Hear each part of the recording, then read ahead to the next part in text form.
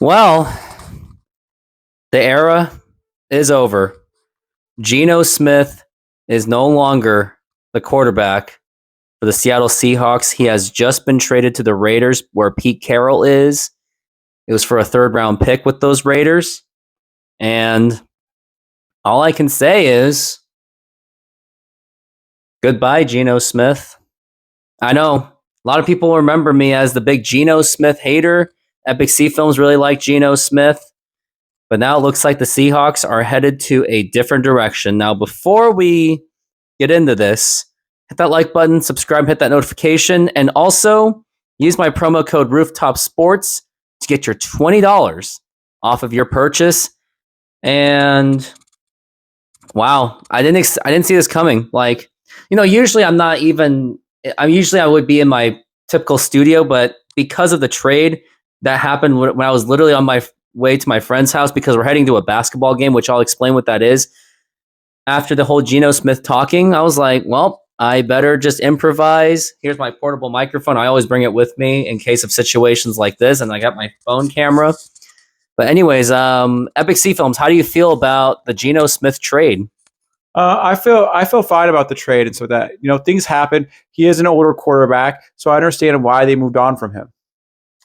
I'm in that same boat too, except the funny thing is I was the more Geno hater and Epic Sea Films was the more Geno defender because he did like the stats. He saw some of his game-winning drives, but personally, I thought the Seahawks were going to rebuild 3 years ago when they traded away Russell Wilson. I thought DK Metcalf was going to be part of that, was going to be traded right after Russell Wilson, but it looks like they wanted to ride it with Geno Smith because they thought he could be a Super Bowl winning quarterback, which I never thought he was. And personally, I really wanted that rebuild because I did not want 3 seasons worth of 9-8, 9-8, and 10-7. And 2 of those, the Seahawks didn't make the playoffs.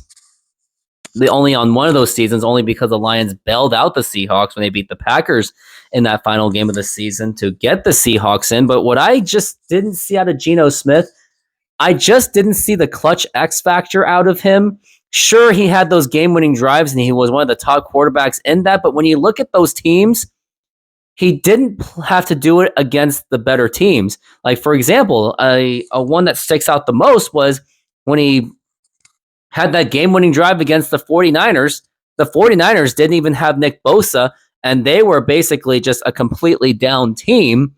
So I thought it was a very dishonest kind of a stat. And some of those other stats was like when the season was pretty much over or it was just too early in the season to even care about it. But personally, I mean, yes, Geno was good. He's a great backup. I'll give him that. But when you have weapons of like DK Metcalf, Tyler Lockett before he got released basically, and Jackson Smith and Jigba, that should have been like a no-brainer of that offense should have been a lot better. And then yet, Geno Smith still continues to throw interceptions. And no, I cannot use that offensive line as an excuse. Great quarterbacks get through it. Pat Mahomes with no offensive line helped get his team to the Super Bowl. So I did not agree with all the excuses that were given to Geno Smith. So at this point, I was ready to just start over because Smith is not getting any younger. He's in his mid-30s now. And how much longer can he really, really last at this point? And how much longer can the Seahawks and us fans tolerate of just having 9-8s and 10-7s? This now just makes me believe I wonder if the Seahawks are going into different directions, which includes maybe drafting a new quarterback or whatever it is, but we'll see. And Epic Sea Films, you got any rebuttal or anything that anything I was responding or whatever I was saying, anything to respond to? Yes. So when I'm a fan of a team, a lot of times I like to actually support the players that are here. And so for me, it's like I try to look at the bright spot of the situations we were in. Everybody thought we were going to tank after the Russell Wilson trade, and it happened is that our team actually made the playoffs. People were so surprised. They thought we were going to be like a 6-win team. And I'm like, no, we are better than that. We have pieces here. We're always never that far out of contention. We are always very competitive, and I love that about our city is that we never give up. We usually don't do bad. Look at the last 20 years. We've had, 2 really bad seasons and stuff like that. All of our seasons have been pretty competitive. You think about it, there's only been 7-10, our worst seasons. I think our worst was maybe a 6-win season. So we really have done really well and been very successful. I think the last the last time the Seahawks had such a bad season was 5-11 in 2009 and 4-12 in 2008. And the last time they had a really, really bad season was 1992 when they basically tanked for Rick Meyer for the quarterback. And unfortunately, that didn't work out. But right now, the only quarterback we've got the Seahawks have is Sam Howell, as he was the backup quarterback to Smith. Didn't really have a good season, but then most people would say that he didn't have enough reps, but there were rumors that he was just chugging down on soda. So I guess that didn't really help him. But going in the future, unless the Seahawks are just going for that number one pick, if they are still wanting to be competitive, if they still think they can be competitive, even after trading away DK Metcalf, which is very much possible, then I don't see a reason for the Seahawks to just try to see who they can contend with. Like, the free agency class doesn't look that promising. The draft class doesn't look promising because the only names that really pop up are Quinn Ewers of Texas and Deion Sanders' son. But I do really think that his name is inflated by nepotism, just like how Bronny James got his big name because of his father, LeBron James. So I don't think that there's really a clear path for the Seahawks to contend this season. I mean, especially when DK Metcalf wanted to trade, because it looks like he did not really like working with Geno Smith that much.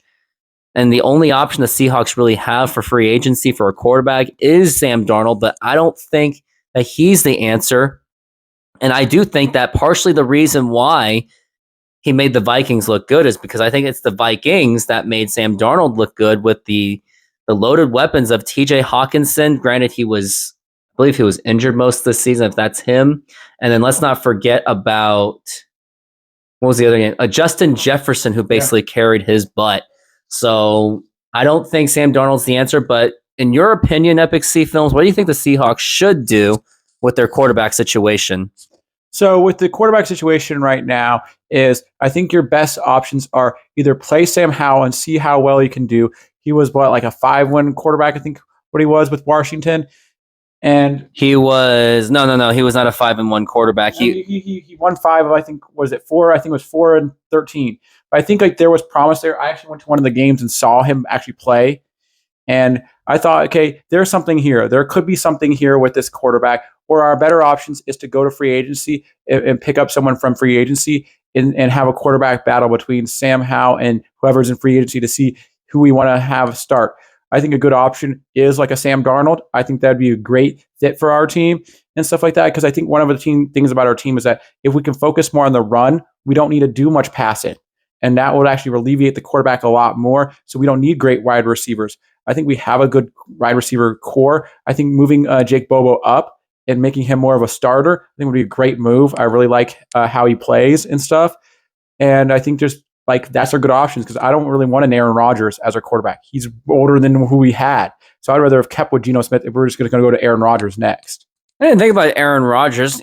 I don't know. Like, as long as the Seahawks just have a good offensive line, because I think that's just what the Jets were lacking. Maybe give it a run. But other than that, I'm still on that go for Arch Manning for 2026 because he is now the highest rated quarterback for the 2026 NFL draft. So I think that's maybe the path that the Seahawks should take. I know that you don't condone any kind of tanking. Unfortunately, I'm one of those that's like, well, if they're in line for it and their team's bad enough for it, then why not? I just don't see a reason to go for another like 6-11 season, 7-10 season. I just don't see that reason. I'd rather just, I know it sounds ignorant of me to say, and I'm probably, if my video gets out there and people blast me for it, so be it. But I'm okay taking that one step back and 2 steps forward. I know that you don't like tanking much at all, but the options of quarterback is very limited. Either you go with Sam Darnold as free agent, which he's going to cost you some kind of money, or you could go with Sam Howell. But I think that if you go with Sam Howell, you're probably just going for that number 1 pick at that point. Or maybe you go with Aaron Rodgers, which is nostalgia name at this point. And if you don't have a good offensive line, then nothing of it is going to matter. I mean, I know that you're not all about the building through the draft for the quarterback. I mean, why wouldn't you? Oh, it's not that I'm not for building through the draft with a quarterback. I just don't think we need a tank to get the number 1 draft pick. See, the number 1 draft pick does not guarantee you a good team. It doesn't. Most quarterbacks who are number one draft picks don't pan out to be superstars. So it's how you should strategically pick. If you can strategically pick right, I think this year our best bet is to basically draft offensive linemen and then get a quarterback if we don't do well this year, next year. That is our best plan if we don't basically go for a free agent like Sam Darnold and sign him to like a 3 or 4 year deal. Well, that's what the speculation could be, even though I am very much against it because I just don't think Sam Darnold has that Super Bowl kind. I mean, he's already proved that with the Vikings when he pretty much melted down in the last 2 games and in the playoffs. So I don't think Sam Darnold's the guy for the Super Bowl. That's why I think you should try to find someone in the draft for 25. But as we both agree, the 2025 draft class isn't exactly good. Their best quarterback is Cam Ward and Deion Sanders' son. So I don't know if that's the path that the Seahawks would take. And of course, we don't expect John Schneider to necessarily tank for that number 1 pick, even though I'm not exactly opposed to that if the Seahawks do such a thing. But I think we agree that you think their best approach is either go get like the Sam Darnolds or find some kind of decent free agent or see what they can find in the draft. But you think they have a chance to actually compete for the playoffs, you'd say? Yes, I feel like in our division, we're going to have really weak competition this year. We're playing 2 of the worst divisions in football next season. We're playing the Souths, the AFC and the NFC South. How can you get an easier schedule than that? Right now, they don't look great. And so if you're talking about like where we're sitting on our team right now, it's like, okay, we have some great running backs. We don't need to change our running backs. Our wide receivers, we have 2 wide receivers. If you want to add a third one to it, you can go find a good one in the draft this year. But I think the first thing is you do is you take your first 2 draft picks and you get offensive linemen, and then you go look maybe for a wide receiver.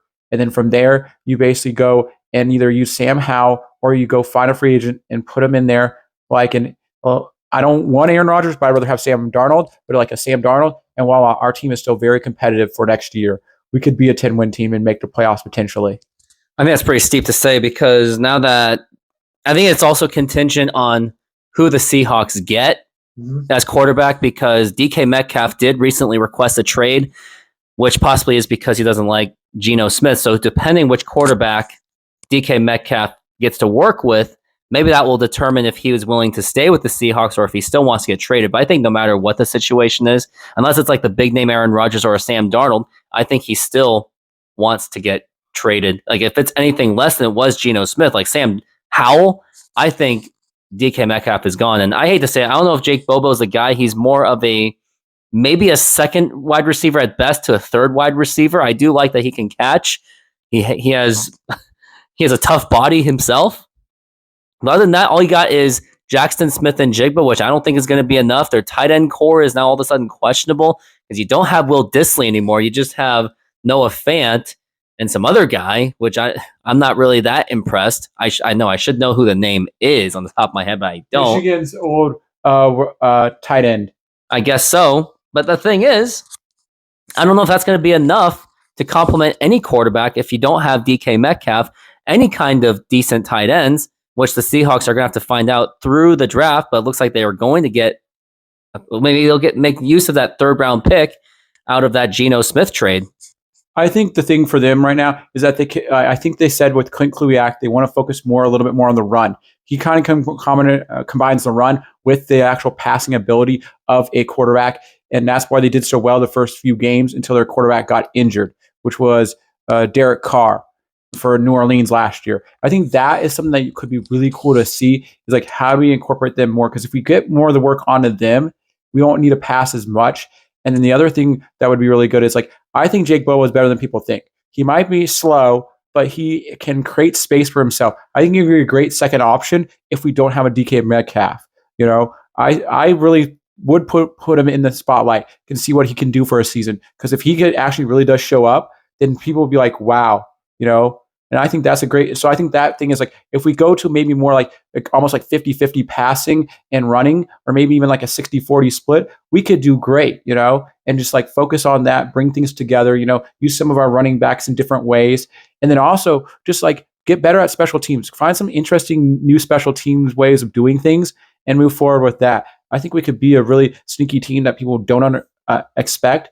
And the thing with DK just wants to be on a team that wins a championship. But in his contract, it doesn't. He can get traded to any team. He doesn't have the Russell Wilson deal. So what happens is that, hey, we could trade him. One day we get mad at him. We could trade him to the Jaguars, and all of a sudden he's not on a contender. He's on a team worse than ours. So like if he's in this spot where his whole thing is to get to a team where he can win a championship, that might not happen if we don't want to be nice to him. Well, also you have to consider what they're willing to give up too, because I would think Jacksonville's not going to be willing to give up that much since they're, well, maybe Jacksonville, because don't forget they have Trevor Lawrence as their quarterback, still a decent quarterback. But now going to your running back situation, I'm not sure about the running back situation because Zach Charbonnet is more of a second running back at best, third down back. And Kenneth Walker, he's already shown injury concerns, so I don't know if that's going to be the right path to take. So if they're going to fix that running back position, they better go out and draft one if they're going to be more focused on the run, that's for sure. So, and you also have to consider, is the defense going to be any better, which they did. They did improve from 23 because 23, that defense was an absolute disaster as if it already was in 22. So hopefully their defense will improve. But the thing is, it's going to start about where are they going to go with quarterback situation? Will DK Metcalf be traded or not? And what are they going to do for the future? Now, before we close, we have a couple more things to say. The first thing I want to say is about Geno Smith. Epic C Films, what do you got to say about Geno Smith and his time with the Seattle Seahawks? I appreciate his time with the Seahawks here. I thought it was a really great story to see a backup get the spotlight again and like actually try him out. I think that was so nice of Pete Carroll to do that for him and revitalize his career. So I really do appreciate like Pete Carroll and like Geno for what they've brought to our city, because they still gave us hope. In a time where people thought the end was coming, because of Russell and everything was just spiraling out of control. He still kept it competitive, and I'm glad for that. I will say this. He proved me wrong. He definitely proved me wrong. I thought the Seahawks were playing for that number 1 pick, but he kept it competitive. He was always positive, very upbeat. He did what he could. Unfortunately, I just didn't think he was the guy to get the Seahawks to the Super Bowl. But he did what he could. I just didn't think that it was enough, which is why I was overly critical on Geno Smith, because I think maybe it's just I just have those thoughts of Super Bowl 49 where I just want that instant gratification of coming back to the Super Bowl. But now it's been like 10 years since they've been to the Super Bowl. Mm-hmm. But knowing that where the Seahawks were before, it's like we got to get back to that level, because Seahawks, their aspirations every single year under Russell Wilson was the Super Bowl. And I guess when Geno Smith was around, the aspiration was still the Super Bowl. But unfortunately, I hate to say it, I just didn't think that he was the guy to get the Seahawks over the hump. And hopefully the Seahawks will find someone else in the future. Otherwise, as of today, if the team played today, I think they would basically be playing for number 1 pick, but we don't know yet. Free agency has not exactly started. The draft hasn't even been there at all. So I have a bold prediction. Go ahead. Yes. The Seahawks will at least be the second or best team in their division next season. Next season, he says. But yeah, I just want to close that by saying, Geno, thank you for at least showing your perseverance. That's something I will respect. I just didn't think that you were a good enough quarterback get the Seahawks to the Super Bowl, but I loved your effort. So I can't hate on everything of Geno Smith. I didn't like him as a quarterback. I didn't think he was that good, but I like that he persevered and didn't necessarily I didn't really see him coming up with any kind of excuses, so I'll say that. But now for the closing part of this video. So the reason why I'm here with Epic C Films, we're actually getting ready to go to a basketball game. Mm-hmm. To believe it or not, it's called the Basketball League. And turns out this has been a league since 2018 and has expanded up to around the 30s of teams, including Seattle has a team, and it's called the Seattle Superhawks. And the game is going to be at the stadium where Seattle Pacific University. So we're going to be heading down there right after this video. And Epic C Films, any thoughts that you have on such a small basketball league that maybe hopefully will catch some attention onto some Seattle basketball fans, because we don't have an NBA team? I think the thing about it is that because it's not so small of a league, and then there's not much popularity, much buzz around it, I don't know if it's ever going to grow into something really big, because how many people even watch the G League? People just want to see premier basketball. And I hope it does good and stuff like that. But I think the next few years we'll have a team back, so people won't even notice this team anymore. The Super Hawks. Well, I think until then, I think it's a great opportunity for Seattle basketball fans to just check it out. Now, you don't have to necessarily get so much into it. And now, do I expect it to be like NBA level? Of course not. Just like we don't expect the G League to be at NBA level. Just like basketball leagues around the world, we don't expect it to be NBA level. But at least it's something where players will get an opportunity to play, so they don't have to go overseas. They can stay with their families or their friends. Mm-hmm. So they don't have to go to China. They don't have to go to the Philippines. They don't have to go somewhere in South America or Mexico or Europe. They can just stay in the United States and still make a career out of it. So I would say I'll give props to this league for at least trying to make something happen. Yeah, but I think the thing about it is that for a sustainable league, people want to get to a certain point in their career to have to be able to have security in their life and stuff like that. And this league is only a 4-month league every year. So I think for me, it's like if this league can grow and get bigger and be like one of those leagues, kind of like you talk about, like for football, they have like the Canadian Football League. They have a league where you can at least make a decent amount of money and play in a league, or like even and so I think that's where they need to get to, but it's going to be very hard for them in an uphill battle. Well, I see where you're coming from, but we're going to find out tonight on how this product is. And this video is mostly about Geno Smith, and I just want to say thank you very much for giving it what you can. I know that I was the biggest Geno Smith hater probably in the sports content world of the Seattle Seahawks community, but I will thank you for your efforts, and going to end this video, and all I can say is go Hawks. Yep, go Sox. Fix that. Go Hawks.